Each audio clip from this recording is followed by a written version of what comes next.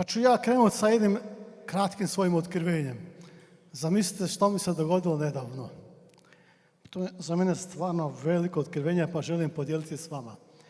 Naime, išao sam na pregled u bolnicu na Dubravu na ultrazvuk. Budući da ja imam strah od skučenog prostora, došao sam taj podrum u tu sobu, pa su me stavili onu usku cijev i kad su počeli puštati one zvukove, nakon 10 minuta mi je došlo silno otkrivenje.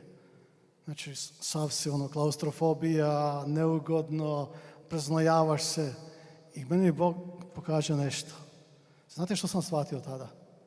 Da pakao definitivno nije za mene. Ako je tako, kak je tek u paklo?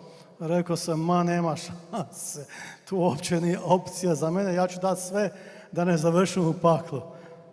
Zaista, koliko ljudi danas pate, teško pate da im to nije palo na pamet, da im nije došlo otkrivenje, da se zapitaju kako je tek onda u paklu. Pa to nije neka opcija. Bolje izbjeći tu opciju. Dobro.